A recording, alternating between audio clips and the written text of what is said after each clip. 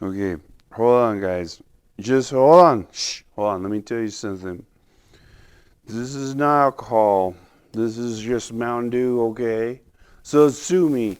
I've been trying a lot of flies lately, and I don't even work in HR anymore. What do you want from me? Fly, fish, food. Okay, I don't want to burst your bubble or anything. How's my hair? All right. We're not going to use these in the video. Um, if you've seen a pattern here, I have some weird names for my flies. I worked 20 years in the HR industry.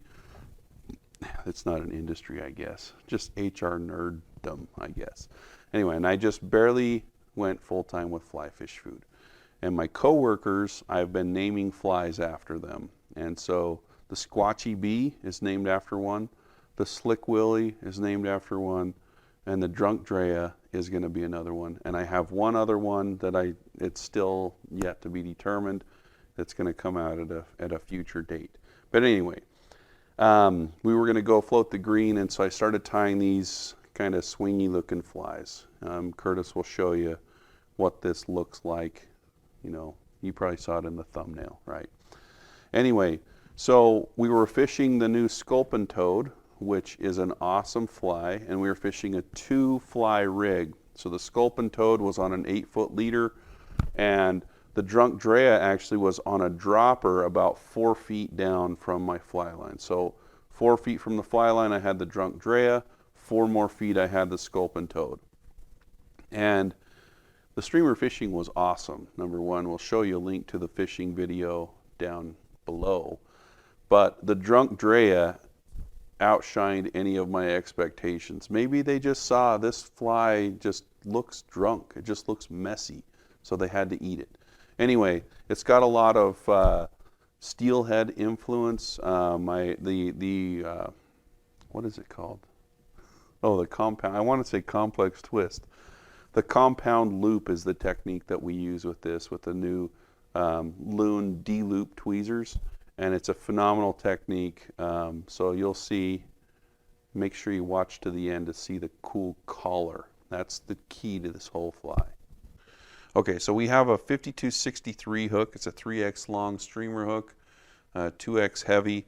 It's a really good hook. I like the hook point on it. It's a durable one. You can hang it in rocks and it's still going to fish great. I have a 4.6 millimeter bead on it, but you can change the weight on this fly fairly easily. I tied some also with 5.5 millimeter beads and also 3.8 millimeter beads. They work just fine. So I'm going to take some lead. I think this is 020, and I'll wrap a whole bunch of times. I lost count, but I like to put 17 on there. Comment below how many wraps of lead I put on. So from here, I'm going to seat the lead about right there. And to aid in making this so it doesn't slop around everywhere, I'm just going to take some Zap-A-Gap and put it on the lead and up by the bead to kind of lock it into place.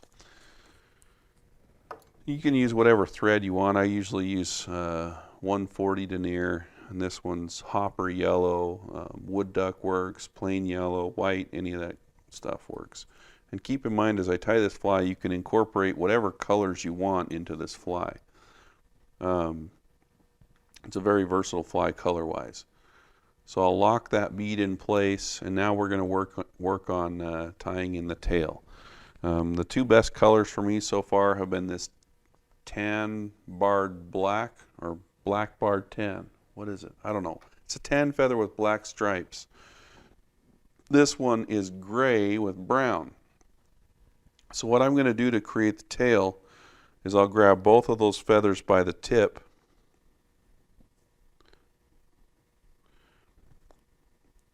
and I'm going to tie those feathers in by the tip. So if you've watched some of our other videos, like the Cheech Leech or Flugenzombie, you've seen how to Palmer Marabou together like this.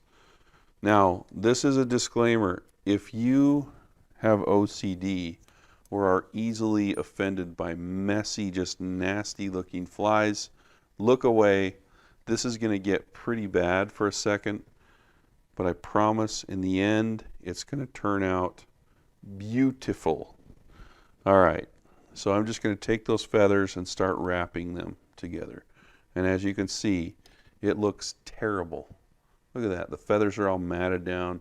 So if you wanted to and it really bugged you, you could come in here with your little comb and pick out all those feathers as you wrap, but I'll show you it doesn't really matter. So I try to pick it out just a little bit, wrap it forward about to where the lead is, and that is just nasty. So from here I'm going to wiggle my thread through a little bit and do like 1 or 2 wraps, get my scissors in here and just find those stems and just cut the stems off. 1, 2. So I have those feathers left. Don't throw those away because we're going to use those for the collar. Okay, from here, before I do anything, I'm going to secure those butt wraps. So I've got a pretty gnarly mess here. So if I just take a comb like this, or the Stomfo comb, and just brush those fibers out, they all fall into place like happy little trees in a painting from Bob Ross. All right, so here we go. Just a nice collar here. That's not how the tail is going to look on the fly. So from here, I'm going to kind of bind all these feathers together. I'll take my thread and I'm going to wrap back, and this also increases the durability of the fly because now all those feathers are tied in really tightly to the hook shank. And there you go, you have a little mixture of colors in your tail. As you can see, the tail is pretty long on this, and I think that's critical to how the fly swims. All right, so now that we have somewhat of a clean body here, I'm going to use some Ripple eye stub. You can use normal eye stub for this, but I use Ripple eye stub because I use it in the collar as well. And I'm just going to take this dubbing and I'm going to wrap dubbing up to the bead. Very simple.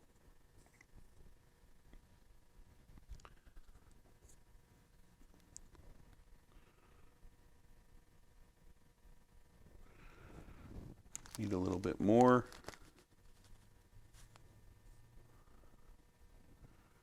Okay, so that's the body. Very simple.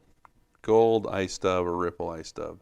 I'll advance my thread over the bead, and now we get to build the loop of stuff for this fly.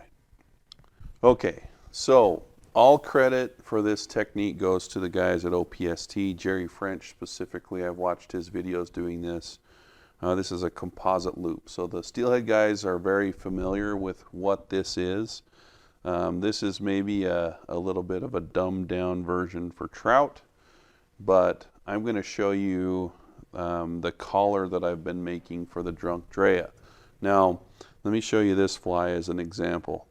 This fly with the collar as it is and the tail has been fished. I think, I don't know, I have 10 or 15 fish on this, so much so that the finish wore off the hook point. But it's a super durable way to make a collar that has more than one material in it. So that's what we're going to go over here.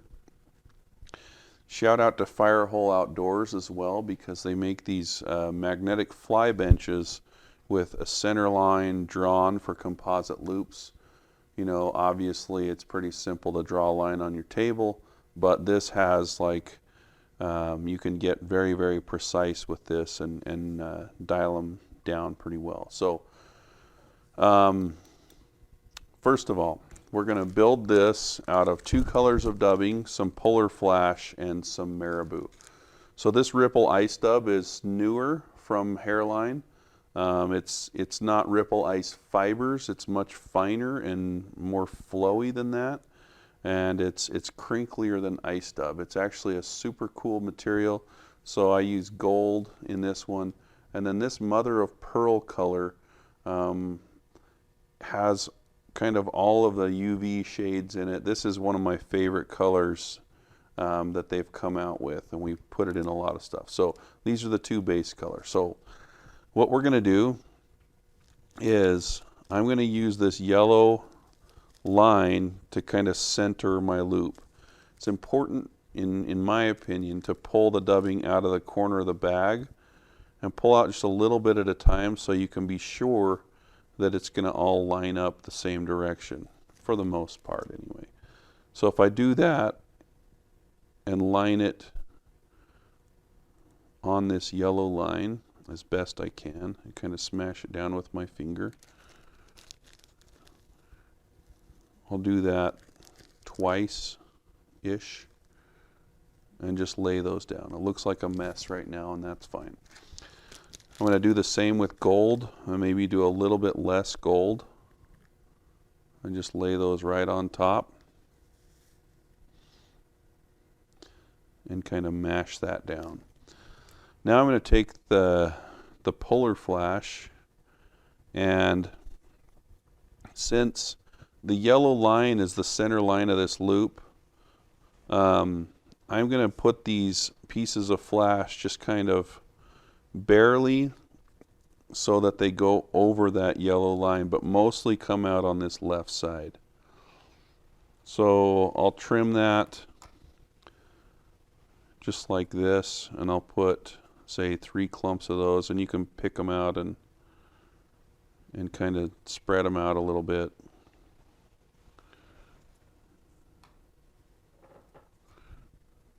So there I've got flash in the loop.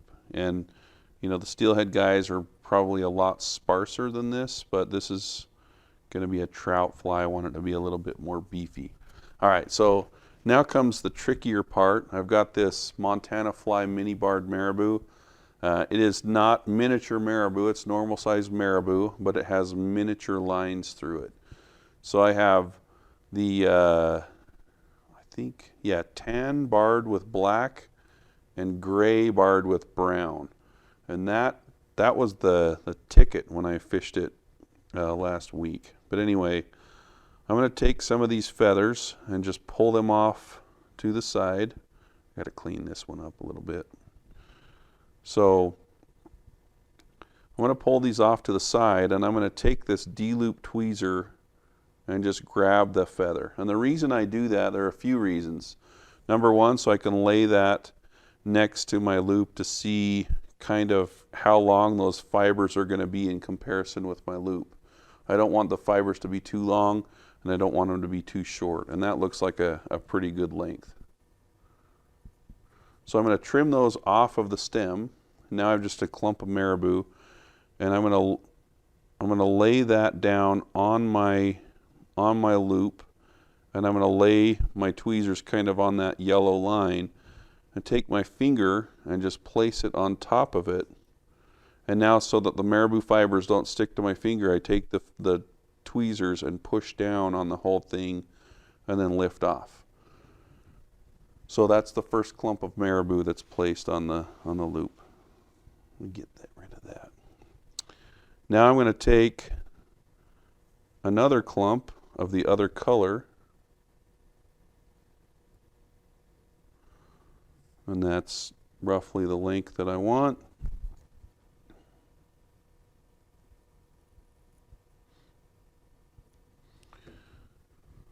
Trim those off the stem, and now I'm going to do the same thing and lay those in place, pinch them with my finger, and now come in with the D-loop plier or tweezers and pinch them. So now I've built my loop. Okay, so this part is kind of tricky, but what I'm going to do is I'm going to open this loop up, and what this tool is, it's a spring-loaded tweezer that's oversized. So when I open it up and let go of it, it stays clamped. Now, this is actually a better tool than the CDC clamp that we showed you for smaller fibers, but for long fibers, I like using this guy. Anyway, I'm going to open this up all the way and angle it down and put the point of that right along the yellow line and just clamp that down. So now I have that whole loop in the clamps, And from here, I'm just going to come in and trim off one side.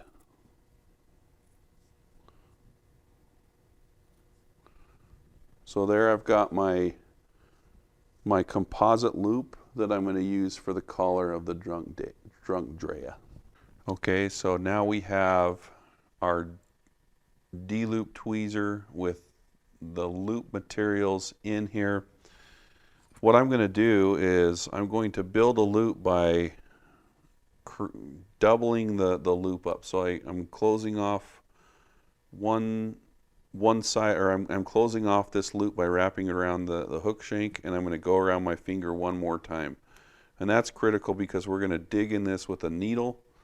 I'll close off the dubbing loop. Now that we have our loop of doubled up 140 denier thread, I'm going to take my gator grip tool and I'll stick it in there, and kind of like some of the other clampy tools, I'm going to stick this up here and guide it with my finger and just kind of stick it up by the hook and close it off in place. And now I'm going to take the dubbing twister and start spinning this up. Now this also is going to get gnarly and matted down, and that's fine, but I don't want to start picking it out too soon, or I'm going to start picking materials out of it. So as you can see, that's a pretty gnarly dubbing loop. So from here you need to get a stout bodkin, like the Loon one, or Stomfo makes a really nice one, their Elite bodkin that I like a lot too. And I'm just going to come from the top here, and this is directly from the OPST guys that I learned this, and I'm going to start just jabbing the needle down the side of the dubbing loop and pulling, and what that does is it frees up a lot of those fibers. So you can sit here and pick at this for a long time, but I found that after doing this for 3 or 4 times, you turn your dubbing loop into something like that now. So I'll pick it out until I feel good about it. All right, so there we go, looking nice. From here, I'm going to take all the fibers and stroke them to one side, and I will use water this time because I'm not a savage, and I'm going to stop licking my fingers for tutorials for 1 week only, and this is the start. All right, so my loop, I'm going to moisten it. This is another trick from the OPST guys. So you moisten it down so that when you wrap your thread back, you can really get it dialed down.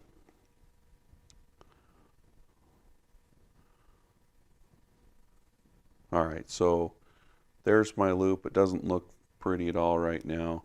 So as I wrap this, I'm going to use my fingers to preen back the loop on top of itself. And don't worry if some of those fibers get a little matted or caught. So as you can see, I'm running out of eye space here, and I still have some more fibers I want to put in. You can just grab that and push it back, kind of like deer hair. You just pack it into place. All right, so I'm tying off my loop, getting rid of the excess thread, and that looks like a drunk Drea right there. It just looks terrible. So I'll preen all those fibers back and build up a head here to kind of force everything back and where I want it to be. Don't go away yet, because we need to show you this fly in all of its glory with the feathers dry. Wait, we're not done with this part yet. You got to take the comb again and comb it out. So we'll comb that out so that it's nice and distributed, and I'll be right back.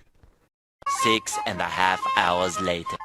Okay, that is what it should look like from the front angle. And granted, I've brushed all the fibers forward, but to kind of see how compact that tie-in is, all those fibers are pulled forward like that, And now if I just push those back, you can see that it's got an awesome profile in the water. Now with this fly, I found that, you know, the fish will eat it on the strip too, but it narrows down a lot in the water, so it gets really, really skinny. So I found that a lot of the fish that ate this fly were on the paws. So I would strip the fly and then pause and swing it a little bit, and on the swing and on the pause, the fly opens back up. So it goes from really thin to opening back up, and it flows really nicely in the water. Anyway, this one's for you, Andrea. Worked with her for almost 9 years and drove her nuts on a daily basis. So here you go. Flashback. Hold on. Shh. Hold on. Let me tell you. This fly is 2 hours later. this fly is pretty good. You know, I just caught a lot of fish on it. I just want you to see it. Cheers.